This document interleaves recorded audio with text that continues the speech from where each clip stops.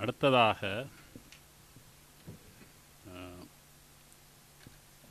ரூபன் சிவராஜாவுடைய எதிர்ப்பரசியல் என்ற நூலை பற்றி ஃபர்ஹான் ஃபசீர் அவர்கள் ஒரு அறிமுகம் தர இருக்கின்றார். ஃபர்ஹான் ஃபசீர் எம்மத்தியில் வாழும் பத்திரிகை துறையில் அனுபவம் மிக்க ஊடகவியலாளர். ஈழமரசு தினமரசு நான் ஈழமரசில் வேலை செய்தவழியால் அதுதான் முதல் வரும்.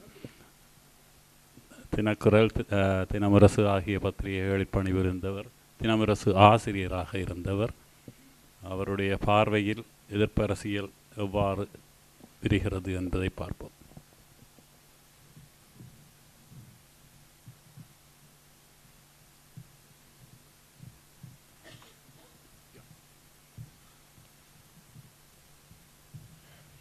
அனைவருக்கும் வணக்கம், நன்றி. கேட்குதானே?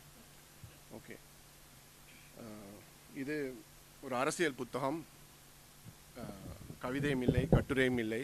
ஆனால் இளமையிலும் முதுமையிலும் எம்மை பாதிக்கக்கூடிய சர்வதேச அரசியல், அதனுடைய பின்னணி பற்றிய ஒரு புத்தகம். நண்பர் ரூபன் சிவராஜா எழுதியிருக்கிறார். அவருடைய கட்டுரை தொகுப்புகள், பல ஆண்டுகளாக அவர் எழுதி வெளியிட்ட கட்டுரைகளின் தொகுப்பு. ஒரு அழகான முன்பக்கம் சதுரங்கத்தை பற்றியது. ஒரு படம் கவிதா லட்சுமி வடிவமைத்திருக்கிறார். வாழ்த்துக்கள் கவிதா.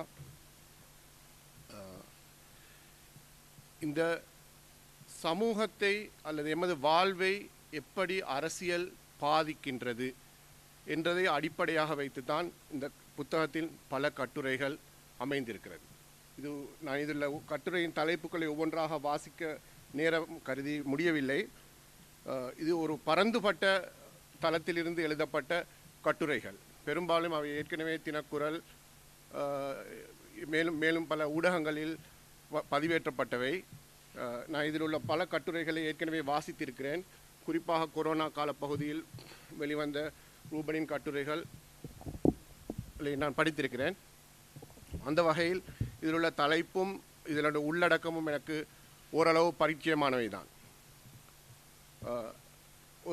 ரூபன் ஒரு முறை ஒரு நோர்வேஜிய பேராசிரியர் எழுதிய ஒரு கட்டுரை, பட்டர்ஃப்ளை எஃபெக்ட் என்று சொல்லக்கூடிய ஒரு கட்டுரையை மொழிபெயர்த்திருந்தார். அது என்ஆர்கோவில் பதிவாகி இருந்தது. அதை ரூபன் மொழிபெயர்த்திருந்தால் நான் பெற்றுக்கொண்டு வாசித்தேன். அது ஒரு தியரி, ஒரு கோட்பாடு. பட்டர்ஃப்ளை எஃபெக்ட் என்றால் வண்ணாத்தி பூச்சிகளின் சிறகு விழுந்தால், அதாவது அதனுடைய அர்த்தம் என்னவெனில், உலகத்தின் ஏதோ ஒரு மூலையில் நடக்கக்கூடிய ஒரு மிகச்சிறிய சம்பவம் இன்னொரு இடத்தில் ஒரு பூகம்பத்தை கிளப்பக்கூடியது. அது கொரோனாவுக்கு பொருத்தமான ஒரு நிகழ்வு. ஏதோ ஒரு யூஹானில் நடந்த ஒரு சம்பவம் எங்கள் எல்லோருடைய வாழ்க்கையும் பல ஆண்டு முடக்கி போட்டிருந்தது. அப்படித்தான் இன்றைய சர்வதேச அரசியல் சூழ்நிலையும் இருக்கிறது என்பதை ரூபன் மிக அழகாக, மிக நேர்த்தியாக பல கட்டுரைகளில் தெரிவித்திருக்கிறார். குறிப்பாக போர் பற்றினது, பிராந்திய அரசியல் சக்திகளின் வளர்ச்சி எப்படி வறிய நாடுகளை பாதிக்கின்றது, எப்படி ஆப்பிரிக்கா, ஆசிய நாடுகள் கடன் தொல்லையால் பெரிதும் பாதிக்கப்பட்டிருக்கின்றன, அவை மீள முடியாத கடன் சுழிக்குள் சிக்கி தவிக்கும் சூழ்நிலை ஏன் உருவானது, அது எப்படி உருவாக்கப்பட்டது, அதனால் யார் லாபம் பெறுகிறார்கள் என்பது பற்றி அழகாக விமர்சன பார்வையுடன் இந்த நூலில் உள்ள கட்டுரைகள் இருக்கிறது. இந்த கட்டுரைகள் செய்திக்கு அப்பாற்பட்டவை. அதாவது அதனுடைய பின்புலத்தை ஆராய்கிறது. எங்களுக்கு முன்பக்கத்தில் சொல்லப்படாத விடயங்கள் இந்த கட்டுரைகளில் இவர் பின்பக்கத்தில் சொல்கிறார். அதுதான் உண்மையான அந்த ஒரு விமர்சனத்தின் அழகு. இன்னும் சொல்லப்போனால் இந்த கட்டுரைகளில் இருக்கும் ஒரு முக்கியமான விடயம், இது காலத்துக்கு பொருத்தமானது. அதாவது எமது வாழ்வியலோடு சம்பந்தப்பட்ட தலைப்புகளை ஆராய்கிறது. பொருளாதாரம் முக்கியமான ஒரு பேசுபொருளாக பேசப்படுகிறது. தகவல் தொழில்நுட்பம் அது எங்களை எப்படி பாதிக்கிறது என்பதை கூறுகிறார். இந்த புத்தகத்தை வீக்லீக்ஸ் ஜூலியான் ஆசாங்குக்காக அவர் அர்ப்பணித்ததாக இந்த நூலில் ஆரம்பத்தில் கூறப்பட்டிருக்கின்றது.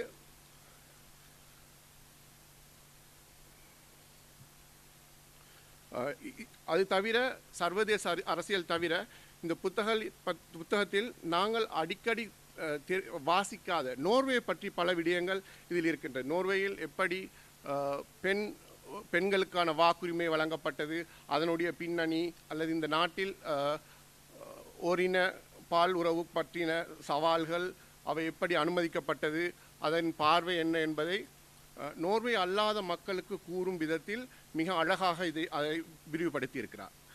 அது தவிர ஒரு இடத்தில் பிரிட்டனில் ரிஷி சுனாக் அவர்கள் பிரதமரானது பற்றின ஒரு கட்டுரை இருக்கிறது.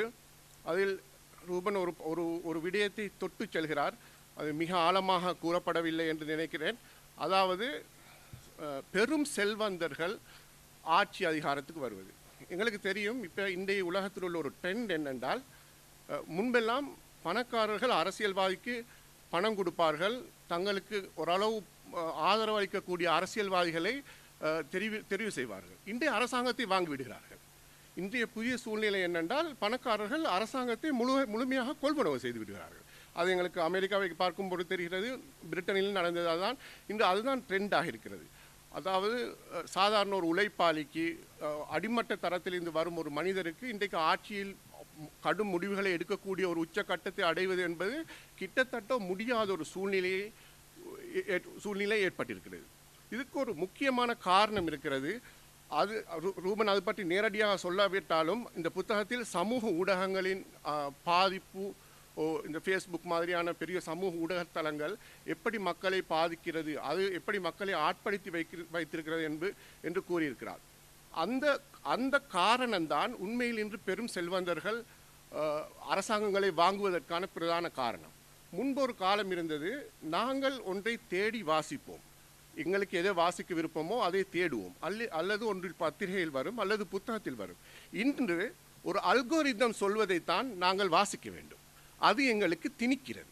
நீ இதை பார், நீ அதை பார் என்று ஒரு கம்ப்யூட்டர் மெஷின் எங்களுக்கு சொல்கிறது. ஒரு ஏஐ சிஸ்டம் சொல்கிறது, நீ இவருடைய முகத்தை தான் காலையில் பார்க்க வேண்டும், நீ இவரைத்தான் வார்த்த வேண்டும், இவரைத்தான் தூட்ட வேண்டும் என்று.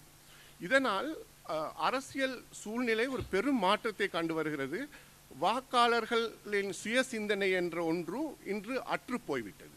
நாங்கள் எங்களுக்கான அறிவை தேடாவிட்டால் திணிக்கப்படும் ஒன்றில் மூளை சலவையில் வாழ்ந்து சாக வேண்டிய சூழ்நிலைக்கு இருக்க போகிறோம்.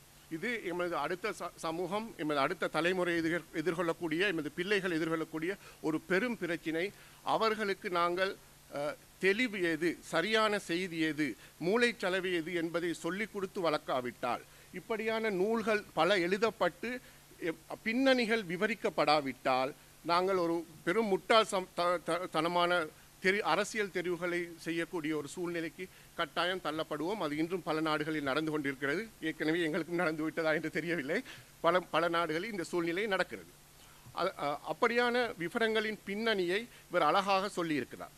பன்னாட்டு நிறுவனங்கள் எப்படி வர்த்தகத்தை கை கொண்டுள்ளன, சிறிய நாடுகளுக்கு ஏற்றுமதி தடைகளை விதித்து குழப்பங்களை ஏற்படுத்தி அமேசான் போன்ற பெரும் நிறுவனங்கள் எப்படி வர்த்தகத்தை தன்வசம் பெற்றுக்கொண்டிருக்கின்றன என்பதை அழகான கட்டுரைகளை சொல்லியிருக்கிறார்.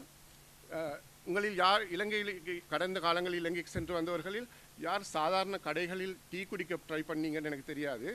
நான் இந்த வருஷம் ஸ்ரீலங்காவுக்கு போன நேரத்தில் இலங்கையில் டீ இல்லை தெரியுமா. இலங்கை கடையில் அந்த டீயை ஆற்றி கொடுக்குற அந்த டீ இப்போ விற்கிறாங்க இல்லை, நெஸ்டீ ஒன்று தான் இருக்குது. ஒரு மெஷினை வச்சிருக்கிறா. நான் நுவரெலியில் டீ தேடி எனக்கு டீ கிடைக்கல, பதுல்லையில் டீ கிடைக்கல, எங்கேயுமே டீ இல்லை. என்ன காரணம்டா, அந்த நெஸ்டே என்ற ஒரு மெஷினை கொண்டு வந்து வச்சிருக்காங்க. நீங்கள் எங்கட நுவரெலியில் விளையிற தேயிலை நெஸ்லே கம்பெனி ஸ்வீட்ஸ் எல்லாம் வந்து சம்பாதிக்குது. உள்நாட்டு தேயிலைக்காரங்களுக்கு எந்த ஒரு லாபமும் இல்லை. எந்த கடைக்கு போனாலும் நீங்கள் அந்த நெஸ்காஃபியை தான் குடிக்கணும், இல்லாட்டி நெஸ்டியை தான் குடிக்கணும். அது நெஸ்லே கம்பெனி நுவரெலியில் டீ இல்லைண்டா யாராவது நம்புவாங்களா? நாங்கள் உலகத்தில் எங்கே போய் ஸ்ரீலங்கான்னு சொன்னால் கூட முதலாவது சொல்கிறது சிலோன் டீயை பற்றி தான் எங்கள்கிட்ட சொல்லுவாங்க. ஆனால் நுவரெலியில் டீ இல்லை இன்றைக்கி. அப்படித்தான் இருக்குது இன்றைக்கு சர்வதேச வர்த்தக நிறுவனங்கள் அதனை தங்கள் கட்டுப்பாட்டில் கொண்டு அவர்கள் அதற்கான ஏற்பாடுகளை மூலோபாயமாக செய்து வைத்திருக்கிறார்கள். சர்வதேச நிறுவனங்கள் மூலம் கடன் கொடுக்கிறார்கள், கடனாளியாக்கி விட்டு கடன் கொடுக்கிறார்கள். பின்னர் விவசாயத்தை ஆதரிக்கக்கூடாது என்று சொல்வார்கள். பின்னர் அந்த நாடுகள் அழிந்தே போய்விடும். இலங்கையில் கடந்த காலங்களில் உப்பு இல்லை, சுற்றி வர இருக்கிற மீன் இறக்குமதி செய்யப்படுகிறது. இப்படியான சூழ்நிலைகள் இயற்கையாக உருவாகுவதில்லை, இவை திட்டமிட்டு உருவாக்கப்படுகின்றன. அப்படியான பின்னணிகள் எப்படி உருவாக்கப்படுகின்றது என்பதை இந்த புத்தகத்தில் பல கட்டுரைகள் மிக அழகாக விவரித்திருக்கிறது. இது தவிர போர்கள் எவ்வாறு, உக்ரைன் போர் பற்றி பல கட்டுரைகள் இருக்கின்றது. போர்கள் ஏன் உருவாக்கப்படுகின்றது, அவற்றில் லாபம் அடைவர்கள் யார் என்பது பற்றின விவரங்கள் நிறைய காணப்படுகின்றது. சுற்றுச்சூழல் பற்றி அழகான கட்டுரைகள் இருக்கின்றது. கிரேட்டா துன்பர்க் பற்றி, அவருடைய செயற்பாடுகள் பற்றி. நாங்கள் நோர்வேயில் வாழ்வதால் சர்வதேச ஊடகங்களை அதிகம் பார்ப்பதால் எங்களுக்கு இவை மிகவும் பரிச்சயமாக இருந்தாலும் கூட இலங்கை போன்ற நாடுகளில் வாழும் குறிப்பிட்ட தமிழில் மட்டும் வாசிக்கும் மக்களுக்கு அவை பற்றி பெரிதாக தெரிந்திருப்பதில்லை. இப்படி எழுதி இலங்கை பத்திரிகைகள் பிரசுரிப்பதன் மூலம் அவர்களுக்கு இதனை அறிமுகம் செய்கிற வாய்ப்பை ரூபன் கொடுத்திருக்கிறார். அது ஒரு நல்ல முயற்சி. இப்படியான நூல்களை வாசிப்பதற்கு பெரும் தேடல் தேவை. பரந்துபட்ட வாசிப்பு இல்லாமல் இதை இப்படி நேர்த்தியாக எழுத முடியாது. நான் ஊடகங்களில் வேலை செய்யும் போது ஞாயிற்றுக்கிழமை பத்திரிகைகளுக்கு அனுப்பப்படும் பிரசுரிக்கப்படாத கட்டுரைகளை வாசிக்கும் பொறுப்பு எனக்கு ஒரு காலத்தில் இருந்தது. அதாவது இந்த கட்டுரையை பிரசுரிக்க முடியாது என்று தீர்மானித்த பின்னர் அதனை திருப்பி ஒரு தரம் வாசித்து பார்க்க சொல்வார்கள், அதில் ஏதாவது இருக்குதான்னு. அப்படி வாசிக்கும் போது 2 பிரதான பிழைகளை நாங்கள் காணுவோம் அந்த கட்டுரையில். ஒன்று, அதுக்கு ஸ்ட்ரக்சர் இருக்காது, ஒரு நேர்த்தி இருக்காது. எழுதுகிறவர் முதல் பந்தியை தொடங்கிட்டு கடைசி பந்தியில் என்ன சொல்கிறேன்னு அவரே மறந்திருப்பார், அல்லது காலத்துக்கு பொருத்தமாக இருக்காது, இரலவெண்ட்டாக இருக்கும். இந்த கட்டுரைகள் பத்திரிகை துறையோடு சம்பந்தப்பட்ட பலரால் வாசிக்கப்பட்டிருக்கிறது, ஏற்கனவே நேர்த்தியாக வடிவமைக்கப்பட்டிருக்கிறது, ஏற்கனவே பிரசுரமாக இருக்கிறது. அதனால் இதில் ஸ்ட்ரக்சர், செழுமை மிகவும் அழகாக இருக்கிறது.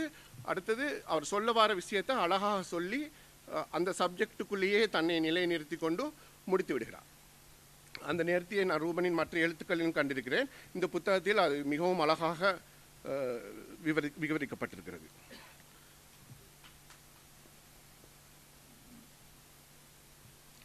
அது தவிர எனக்கு மிகவும் பிடித்த இன்னொரு கட்டுரை மியான்மரின் தற்போதைய சூழ்நிலை பற்றி ஒரு கட்டுரை அழகாக எழுதியிருக்கிறார்.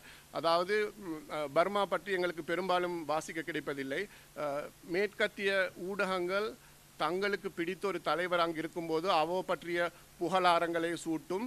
அந்த பின்னணியை நாங்கள் வாசித்து தெரிந்து கொள்வதை தவிர அந்த பர்மாவில் இன்று நடக்கும் போரின் பின்னணி என்ன, அதில் சீனாவின் வகிபாவம் என்ன என்பது பற்றின விவரங்கள் சாதாரண மக்களுக்கு தெரியாமல் இருக்க வாய்ப்பு இருக்கிறது.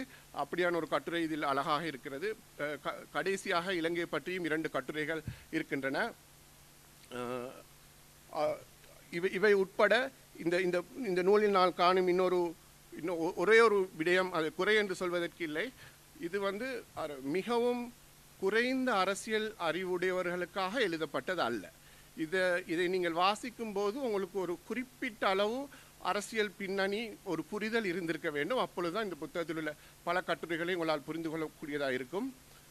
நான் இதில் முழுதையும் சொல்ல விரும்பவில்லை. ஒரு நூலை அறிமுகம் செய்யும் போது நீங்கள் அதை வாசிக்க தூண்ட வேண்டும் என்பதால் நீங்கள் வாங்கி வாசித்து பாருங்கள். வாழ்த்துக்கள் ரூபன். நன்றி, வணக்கம்.